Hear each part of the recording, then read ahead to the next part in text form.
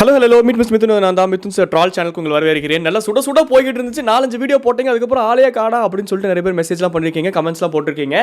சில personal problems, சில முதுகு வலிகள் அதெல்லாம் வந்து சரி பண்ணுறதுக்கு டைம் ஆயிடுச்சு நண்பர்களே. அது மட்டும் இல்லாமல் சரி என்ன தான் பண்ணி வச்சிருக்காரு நம்ம தலைவர் லேட்டஸ்ட்டாக அப்படின்னு ஒரு வீடியோ பார்க்க வந்தால் பயங்கர மோட்டிவேஷனாக இருக்குங்க.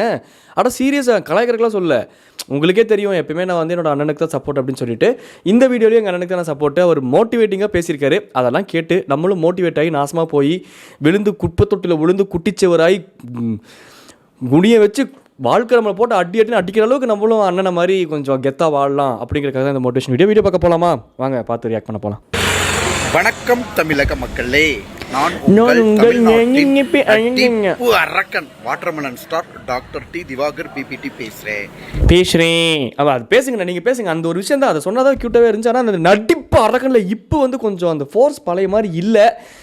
குக் வித் கோமாளி செட்டில் வாங்கின அடி அப்படி ஆட்டுறது என்னன்னு தெரில அண்ணன் கொஞ்சம் ஃபோர்ஸ் குறைஞ்சிருச்சு. எனக்கு சரியில்லையே. எங்கள் அண்ணன் எப்பயுமே ஒரு ஃப்ரெஷ்ஷான ஒரு ஆளாச்சு. என்னாச்சு உங்களுக்கு?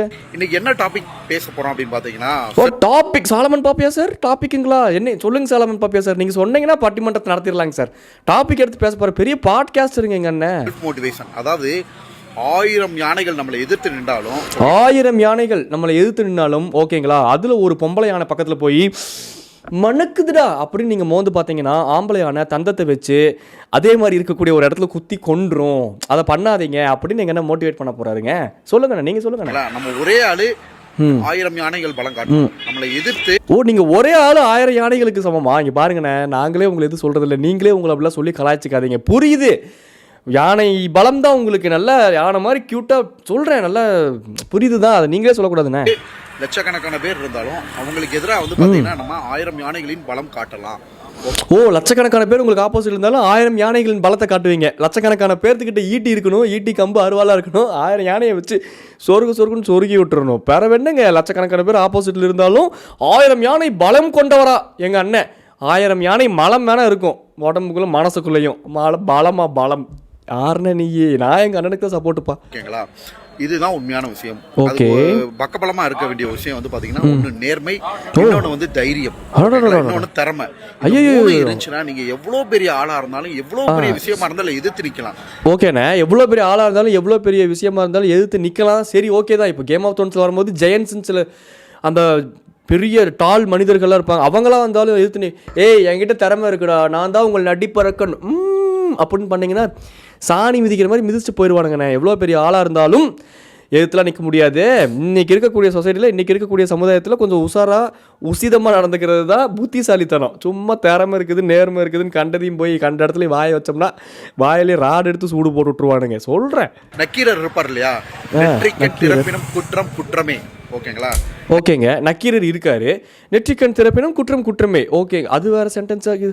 என்ன அண்ணன் மோட்டிவேஷனல் ஸ்பீச்சை கண்டுபிடிச்சி டீகோட் பண்ணாதான் நம்மளுக்கு மோட்டிவேஷனே கிடைக்க மாட்டேங்குது. அதுலயே நம்ம டிப்ரெஸ் ஆயிடுவோம் மாட்டிருக்கேன். நக்கீரன் வந்து இறைவனுக்கே எதிராக போராடுற. நக்கீரன் இறைவனுக்கே எதிராக போராடுறப்ப இந்த லேட்டஸ்டா வந்து பாத்தீங்கன்னா, இருங்க, அவர் என்ன சொல்றாருன்னா, நக்கீரன் வந்து சொன்ன வாக்கியம் போல, நெற்றிக்கண் திறப்பினும் குற்றம் குற்றமேன்னு சொல்லிட்டு இறைவனையே பார்த்து நக்கீரர் சொல்லியிருக்காரு. அதை தான் வந்து கோர்வையாக சொல்ல வந்த லட்சணா அண்ணா அப்படி அழகாக சொல்லியிருக்காரு. ஆனால் அது எதுக்கு எங்கள் அண்ணன் இப்போ சொல்கிறாருன்னு தெரியல. என்ன புரியவே இல்லையே. ஒரு குக் வித் கோமாளி செட்டில் போய் 2 அடியை வாங்கிட்டு போலீஸ் ஸ்டேஷனில் போய் கம்ப்ளைண்ட் எடுக்க மாட்டாங்க. மிஸ் நான் பக்கத்து போலீஸ் ஸ்டேஷனில் கம்ப்ளைண்ட் பண்ணுறேன்ட்டு கமிஷனர் கிட்ட போய் கம்ப்ளைண்ட் பண்ணிக்கிட்டு என்ன இதில் என்ன நெற்றிக்கண் யார் ஆப்போசிட்டில் திறந்தா, இதில் யார் குற்றம் பண்ணா புரியவே இல்லை. இதுதான் தைரியமா இருக்கலாம். என்ன நீங்க ஒரு எக்ஸாம்பிளா எடுத்துக்கங்க. பெரிய யாரா இருந்தாலும் தப்புன்னு தோன்றப்ப டக்குன்னு எதிர்த்துருவாருங்க. எங்க அண்ணன் மனசளவுல ஒரு ஹரி படத்துல ஒரு ஹீரோவே வாழ்ந்துகிட்டு இருக்காரு. என்னடா எங்க அண்ணன் என்னென்னமோ பிலாசபிக்கலா பேசுறாரு, அவரை பத்தி பேச மாட்டேங்கிறாருன்னு யோசிச்சேன். ஆனா அந்த ஒட்டுமொத்தமா பிலாசபிக்கலே பேசுறதே கடைசியில் அவர்கிட்ட கொண்டு வந்து என்கிட்ட இது இருக்குது பார்த்தீங்களா, நான் தான்டா இங்கே பெரிய ப்ளூ ஃபயர் அப்படின்ட்டு சொல்கிறக்காக தாங்க. அதான் நான் பார்த்தேன், எங்கள் அண்ணனோட ஒரிஜினல் குவாலிட்டி எங்கேயோ குறைஞ்சிருச்சே, தற்பெருமை பேச மாட்டேங்கிறாரு அப்படின்னு மனசளவில் ஏங்குனங்க. பேச ஆரம்பிச்சிட்டார். ஒட்டுமொத்தமாக கொண்டு வந்து அங்கே வச்சாரு பாருங்க, நக்கீரரில் நக்கிட்டு போச்சு. என்ன கருவ மோட்டிவேஷன் இது. ஓகேங்களா, அதை வந்து பாத்தீங்கன்னா இத்தனை பேர் சேர்ந்து உங்களை கார்னர் பண்றாங்க, உங்க மேல ட்ரை பண்றாங்க அப்படின்னாலுமே அதுக்கு நான் பின்வாங்கவே மாட்டேன். ஓகேங்களா, நான் அப்படிதான் தற்கூரி மாதிரி கெத்தா இருப்பேன்டா. தற்கூரியா இருந்தாலும் கெத்தா இருக்கணும்டா. கீழே விழுந்து மீசையிலே மண்ணு ஒட்டுச்சுனாலும் ஒட்டலேன்னு சொல்லிட்டு சாதிக்கணும்டா. அதான்டா கெத்து. புரியுதா உங்களுக்கு? இதுதான் மோட்டிவ். இங்கே பாருங்க, எனக்கு கையெல்லாம் எந்திரிச்சு நின்ன முடி இப்படியே படுத்துருச்சு, புல்லரிச்சதெல்லாம் படுத்துருச்சு. அந்த அளவுக்கு மோட்டிவேஷன் ஸ்ட்ராங்காக இருக்குது. நார்மலாக படுத்துட்டு இருக்க முடிய புல்லரிச்சு எந்திரிச்சு வைக்க முடியும் மோட்டிவேஷன் இல்லை. ஆனால் புல்லரிச்சு நின்றுக்கிட்டு இருக்க முடிய படுக்க வைக்க முடியுமா? எங்கள் அண்ணனால் முடியும்டா. எங்கள் அண்ணனை கூட எங்கள் அண்ணனே போட்டு அடிப்பண்டா, அவ்வளோதான்டா. மன தைரியம் இருக்கணும். அதே மாதிரி வந்து பாத்தீங்கன்னா வளர்ந்து வர்ற காலங்கள்ல வந்து பாத்தீங்கன்னா நிறைய பேர் இவருக்கு வந்து பாத்தீங்கன்னா செல்ஃப் கான்பிடன்ஸ் ஜாஸ்தி, அதனாலதான் வந்தாரு அப்படின்னு நிறைய பேர் சொல்லுவாங்க. இதுல அது நல்ல விஷயம் தானே, செல்ஃப் கான்ஃபிடன்ஸ் ஜாஸ்தி அதனால தான் வந்தாருன்ட்டு சொல்கிறது நல்ல விஷயம். எனக்கு புரியவே இல்லையே, அதை வச்சு என்ன மில்க் பண்ண போகிறாரு? நல்லது சொன்னாலும் அண்ணன் இப்போலாம் மக்களை போட்டு அடிக்கிறாரு, இவர் பண்ணுறதை சொன்னாலும் போட்டு அடிக்கிறாரு. இவர் யார்? இவர் என்ன நான் பேசுகிறாரு? ஒன்று சொல்லுங்க ஃபுல்லாக சொல்லுங்க. உண்மை என்ன அப்படின்னு பார்த்தீங்கன்னா, ஸ்கூல் பள்ளி பருவத்துல இருந்தே நான் நிறைய நாடகங்கள்ல நிறைய பரிசு வாங்கியிருக்கேன். அப்பா அண்ணன், நானும் தான் அண்ணன், என் பெட்டி ஃபுல்லாக வச்சுருக்கேன். சர்டிஃபிகேட்டு, நாடகம், பேச்சு போட்டி, இது அது லொட்டு லோஸ்க்குன்ட்டு பெட்டி ஃபுல்லாக வச்சுருக்கேன் நானும். அப்போ நான் பெரிய பேச்சாளரா இல்லை நான் பெரிய ஆக்டரா? நான் welcome to great Karikalan magic ஷோன்னு சொல்லிட்டு இன்னும் யூடியூப்பை திறந்து வச்சுட்டு உட்காந்துருக்கு இல்லையா? யாரா இவர்? ஸ்கூல் எல்லாமே தான் ஸ்கூல் நாடகத்தில் நடித்தோம். எல்லா பசங்களும் இப்போ உங்கள் கூட வந்து ஆக்டராக சுற்றிக்கிட்டு இருக்காங்களா? ஸ்கூல் நாடகத்தில் நடிச்சா நம்ம ஆக்டர் ஆயிட முடியாதுண்ணே. அதை மட்டும் சொல்கிறேன். நான் உங்களுக்கு சப்போர்ட்டு தான். அப்படி யாராச்சும் சொல்லுவாங்க, அந்த அட்வைஸ் நீங்கள் எடுத்துக்கோங்கன்னு சொல்கிறேன். சின்ன வயசுலயே இருந்து பள்ளி ஸ்கூல்ன்றது ஒரு பெரிய பிளாட்ஃபார்ம்ங்க. ஓகேங்க, பருவத்திலேயே ஒருத்தன் திறமையை வளர்த்துக்கிட்டானா அது பெரிய விஷயம். அந்த ப்ளஸ்ஸே சொல்ல மாட்டாங்க.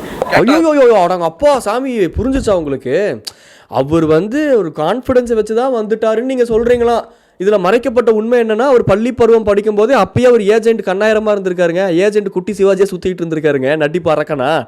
இப்போ தான் அவரோட ஒரிஜினல் ஃபேஸ் வெளியே வருது. பாகிஸ்தானில் அண்டர் கவுண்ட் ஆப்ரேஷனில் சுற்றிக்கிட்டு இருந்து இப்போ தான் அவரோட ஒரிஜினல் ஃபேஸ் வெளியே வருது. உங்களுக்கு புரியுதா? இந்த டில்லி படத்தில் இதுக்கு முன்னாடி நான் என்ன பண்ணிட்டு இருந்தேன்னு உனக்கு தெரியாதே அப்படின்னு டில்லி கார்த்தி சொல்லி அந்த மாதிரி ஒரு கெத்தான ஒரு அவரை பாருங்களேன். அவரை வேணாம் சும்மா சொன்னேன், பார்க்காதீங்க. இல்லை உங்களுக்கு தான் அது ரொம்ப நேரம் பார்க்க முடியாது. அதுக்காக ஒரு மோட்டிவேஷனுக்காக சொல்கிறேன், அவரை பாருங்கன்ட்டு. டக்குன்னு அப்படியே அவரை பார்க்காதீங்க, சும்மா சொல்கிறேன். அவரை பாருங்களேன், என்னென்ன வேஸ்ட், என்ன சேட்டை தான். ஒரு எனக்கு நீ எங்கே போச்சு அந்த பாட்டை கேட்க வேண்டியது, மோட்டிவேஷன் ஆக வேண்டியது, வந்து கண்டதையும் பேசி 1000 யானைகள் இருந்தாலும் பெண் யானைகளை தொந்தரவு பண்ணுவேன் அப்படின்ட்டு மோட்டிவேஷன் பேச வேண்டியது யார்? அவருக்கு செல்ஃப் கான்ஃபிடன்ஸ். ஏன்னா ஒரு மனிதரை பாராட்ட மாட்டான். ஏன் பாராட்ட மாட்டான்? அப்படிலாம் இல்லையே. ஹார்லிக்ஸ் குடிச்சா கூட சுகர் சூப்பராக இருந்துச்சு, ஹார்லிக்ஸ் சூப்பராக இருந்துச்சு, சுகர் நிறையா போட்டிருந்தானா பையா ஹார்லிக்ஸ் பகுத் அச்சா ஹே அப்படின்னு சொல்லிட்டு வரக்கூடிய ஆளுங்க நான். எதுக்கு ஹிந்தியில் சொன்னேன் அது? ஆமாம், ஹிந்திக்காரங்க தான் நிறைய பேர் டீ போடுறாங்க, அதான் சொல்கிறேன் நான். உலகம் வந்து போட்டியான உலகம், சாப்பாட் வேர்ல்டு. ஓகேங்களா? என்னங்க, என்ன சாப்பாட் வேர்ல்டா? என்ன சொன்னாரு? போட்டியான உலகம் வளர்த்துக்கிட்டானா அது பெரிய விஷயம். அந்த ப்ளஸ்ஸே சொல்ல மாட்டாங்க. எங்கேயோ போயிருச்சு. ஏன்னா ஒரு மனிதரை பாராட்ட மாட்டான். சரி, உலகம் வந்து போட்டியான உலகம், ஜாக்பாட் வேர்ல்டு. ஜாக்பாட் வேர்ல்டா? சேலஞ்சிங்கான வேர்ல்டு. போட்டினா சேலஞ்சிங். இந்த உலகம் வந்து ஒரு சேலஞ்சிங்கான உலகம்ங்க. உங்களுக்கானதை நீங்கள் தான் தேடணும். உங்ககிட்ட என்ன இருக்கோ அதை வச்சு ஆரம்பிங்க. இது இப்படி பேசினா தான் மோட்டிவேஷன். இந்த உலகம் ஒரு போட்டி நிறைந்த உலகம். 1000 யானைகள் வந்தாலும் பெண் யானை பக்கத்தில் சென்று மோந்து பார்த்து மணக்குதரா என்று கூற வேண்டும். அப்பதான் ஆண் யானை உங்களை முறைக்கும், உங்களுக்கு ஈகோ ட்ரிகர் ஆகும். மேல் ஈகோவையே ட்ரிகர் செய்து விட்டான் என்று உங்களால் வாழ்க்கையில் முன்னேறும் சொல்லிட்டு கண்டதையும் மோட்டிவேஷன் சொல்லிக்கிட்டு இருக்காரு. ரோட்டில் நடந்து போனால் புல்லை மோந்து பார்க்க சொல்கிறாரு. அவரை பற்றி பெருமையாக பேசினாலும் தூக்கி போட்டு அடிக்கிறாரு. என்ன கைண்ட் ஆஃப் மோட்டிவேஷன் வீடியோ இதுதான் எனக்கு புரிய மாட்டேங்குது. இதுலேருந்து என்ன சொல்ல வராருன்னு எனக்கு தெரிய மாட்டேங்குது. இது கன்ஃபியூஷனாக இருக்கு. ஸோ எந்த குதிரை முன்னாடி போதோ அந்த குதிரை தான் ஜெயிச்ச குதிரை. ஸோ நான் வந்து பார்த்தீங்கன்னா, ஏன்னா எந்த குதிரை முன்னாடி போகுதோ அந்த குதிரை தான் முன்னாடி போகுதுன்னு அர்த்தம். மற்றதெல்லாம் அதை ஃபாலோ பண்ணுன்னு அர்த்தம், அவ்வளோதான். ஓட்டத்தில் ஓடுற குதிரைக்கு மனுஷங்க நம்மளாம் சேர்ந்து இது ஃபஸ்ட்டு செகண்டு, இதுதான் ஃபஸ்ட்டு வந்துச்சு, இதுக்கு ஃபஸ்ட்டு ப்ரைஸு செகண்ட் ப்ரைஸுன்ட்டு நம்ம உருவாக்குன டிசைன்னால தான் அந்த மாதிரி ஒரு பேட்டர்ன் ஃபாலோ ஆகுது. ஆனால் நார்மலாக ஒரு குதிரை முன்னாடி போச்சுன்னா அந்த குதிரை முன்னாடி போகுதுன்னு அர்த்தம். ஒரு குதிரை பின்னாடி போச்சுன்னா அது கொஞ்சம் டயர்டாக பின்னாடி போகுதுன்னு அர்த்தம். அதுக்கு இது செலுச்சதில்லை, இதுக்கு அது செலுச்சதில்லை. அதை புரிஞ்சு இது இது இது இது நான் டிமோட்டிவேஷன் இப்போ நான் பேசுனது. இப்போ எங்கள் அண்ணன் மோட்டிவேட் பண்ண பாருங்க. நீங்கள் ஒரு குதிரை, அதுக்குன்னு சென்று உங்கள் மனைவி முன்னாடி கனைத்து கொண்டிருக்கிறாரு, வீட்டை விட்டு வெளியே அனுப்பிச்சிருவாங்க ஈர துணியை கொடுத்து. சொல்கிறேன், குறுகிய காலத்தில் வளர்ந்துட்டனால நிறைய பேர் கண் திருஷ்டி, பொறாமை, போட்டி நிறைய பண்ணுவாங்க. குறுக்கோளில் ஜெயிக்கிறது கண்டிப்பா. பில்லி சூனியம் அப்படியே பேய் எல்லாத்தையும் வச்சு எங்கள் அண்ணனை மொட்டக்க பார்த்து அவரை அமுக்குறீங்க. ஏண்டா அவர் அமுக்கி அவர் பார்க்குறக்கே அது குட்டையாக ஒரு மாதிரி சொல்கிற ஒரு மாதிரி தட்டா நாட்டம் ஆகிட்டாரு. ஆனால் அந்த அளவுக்கு அது டேலண்ட்டை பிடிச்சி அமுக்க நமக்கு மேலே ஏறி இல்லை நீங்கள் நினைக்கிற மாதிரி இல்லை சொல்கிறேன், அந்த திறமையை போட்டு அமுக்கியிருக்கீங்க. எங்கள் அண்ணனை பார்த்தா உங்களுக்கு எப்படி ஆகுது? ஸ்ட்ரெஸ் பால்ஸ் மாதிரி இருக்காரா பிடிச்சி அமுக்கிறீங்க? டென்ஷன் ஆகாதீங்களா நீங்கள்? வாங்கினே திவாகர், இப்போ நீ வெளியே வந்தால் போலீஸ் ஸ்டேஷனில் கம்ப்ளைண்ட் இருக்குது, உள்ளே போயிடுவேன். இப்போ நீ உள்ளேயே இரு, எனக்கு இருக்கிற மன தைரியத்துக்கும் நான் ஒரே ஆளா அத்தனை பேரை சமாளிப்பேன், அத்தனை பேரையும் கத்த விடுவேன். எதிரிகளோட நில தடுமாறாம அவங்கள வந்து என்னென்ன பேசுங்க, அத்தனை பேர்த்தையும் கத்த விடுவேன், அத்தனை பேர்த்தையும் பழி வாங்குவேன், பென்சில் இருக்க டிப்பை உடச்சி வச்சிருவேன், எரேசர் திருடி வச்சுக்குவேன். ஆப்போசிட்ல இது எதிரிகளோட நிலைமை தடுமாறாம காப்பாத்து.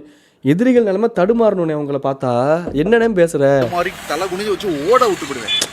ஓட விட்டு போடுவோம், அட்டி ஓட விட்டு போடுவோம். அட்டி அண்ணன் மாசு கெத்துங்க, சாட்டை எடுத்து அப்படியே நாட்டை திருத்த வந்த ஒரு திருந்தாகாலிங்க இவர் என்ன சொல்றதுனே தெரிலங்க. இவர் அப்படி மாசுங்க. எங்கள் அண்ணன் ஓட விட்டு போடுவார். ஏய் எங்கள் அண்ணன் கெத்து தெரியுமில்ல, தற்கூரி கூட்டம்டா நாங்கள்.